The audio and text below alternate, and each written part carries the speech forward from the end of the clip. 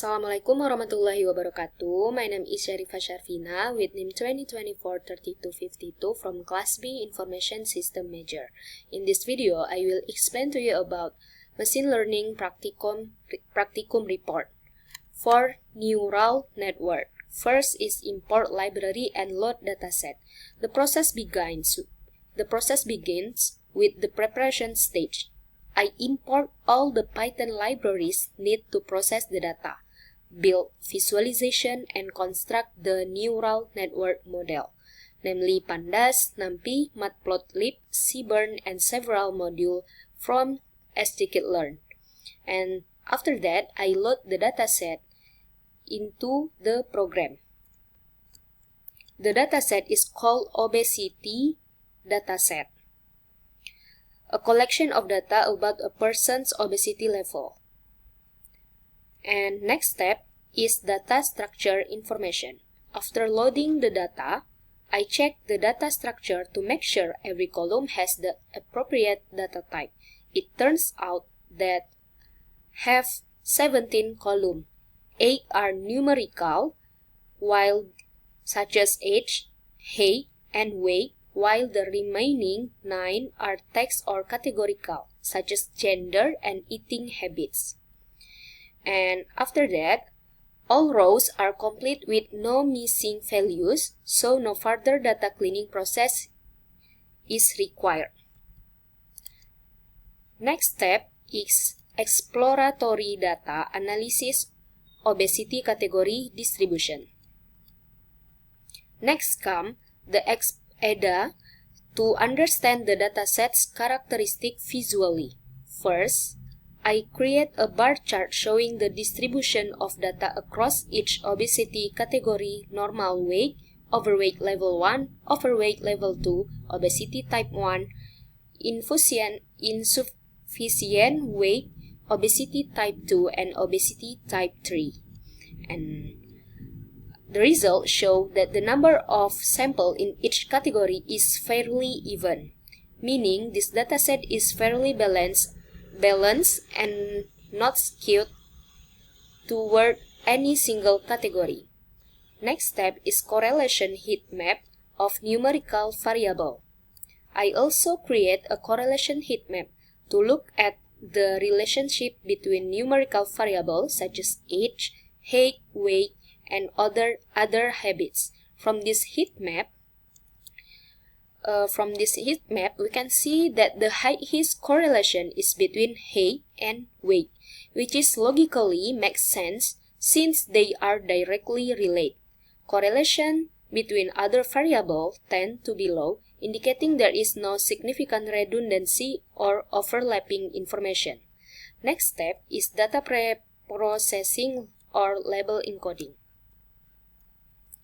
The next stage is data pre-processing before feeding it into the model. Since a neural network can only process number, every column that is still in the text form is converted into number through a process called label encoding. Next step is feature standardization and data splitting. I standardize the feature using standard scalar, so all features have a mean of approximately 0 and a standard deviation of 1. This helps the neural network train more effectively since features with very different scales can otherwise cause the training process to become unstable. The data is then split into 80% training data and 20% testing data using stratified splitting so that class proportion remain balanced in both sets. Next step is model architecture, training, and initial evaluation. At the modeling stage, I build a simple neural network with one hidden layer containing 100 neurons using the ReLU activation function, which is widely used in modern neural network, along with the ADAM optimizer to help the network learn its weights efficiently. The model is set to train for a maximum of 1 million iteration or epoch. but is equipped with an early stopping mechanism that automatically halts training once performance stopped improving. When training was actually run, the model stopped early at iteration 4T because the early stopping mechanism kicked in.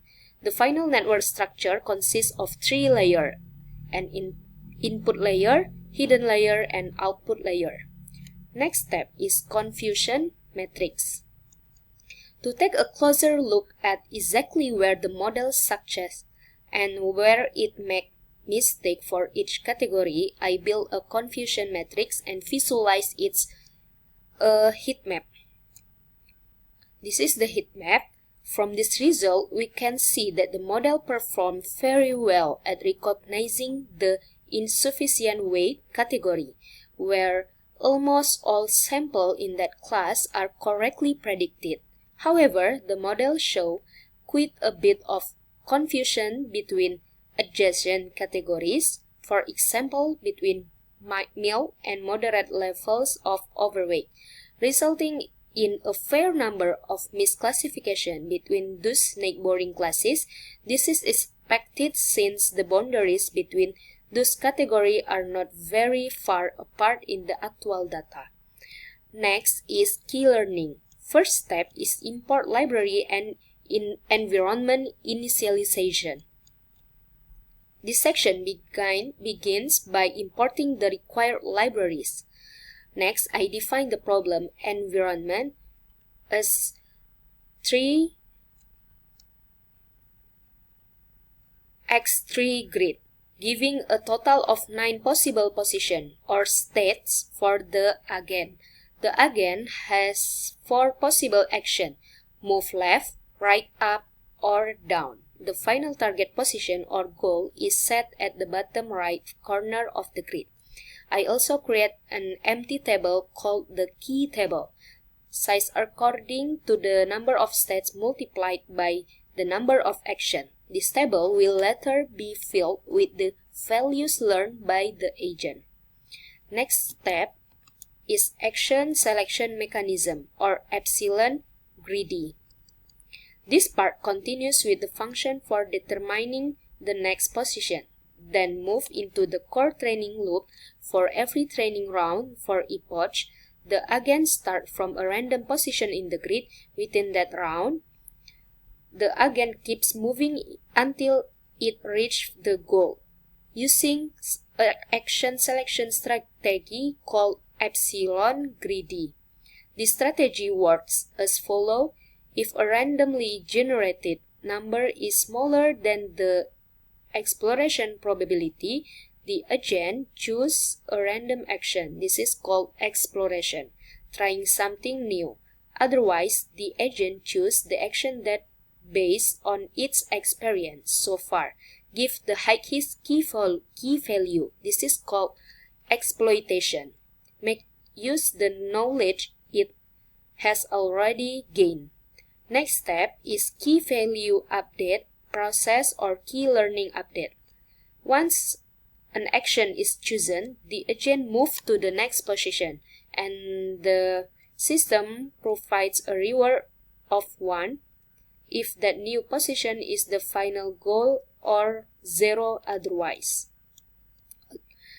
This is where the core of the key learning algorithm operates, updating the value in the key table using the learning formula, which takes the newly received rewards, adds the estimated best possible future value, and the more time the agent repeats this process, the more accurate the stored key values become at reflecting how good a certain action is at a certain position. Once the agent reaches the goal, the training round ends.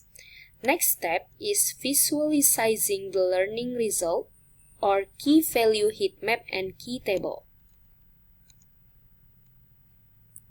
Finally, the learning results are visualized as a 3x3 heat map. Title: Learn key value for each state. Each cell in the grid represents one position on the board, with color intensity showing how high the key value is at that position, and the exact key value number is also printed directly on each cell for easy reading. Based on this visualization, we can see that the key value become higher, shown by hotter, redder colors for positions that are closer to the goal at the bottom right corner, while positions farther from the goal have lower key values shown in cooler colors. This demonstrates that the agent has successfully learned which path is most beneficial for reaching the goal. I think it's enough from me. Thank you so much for watching. Wassalamualaikum warahmatullahi wabarakatuh.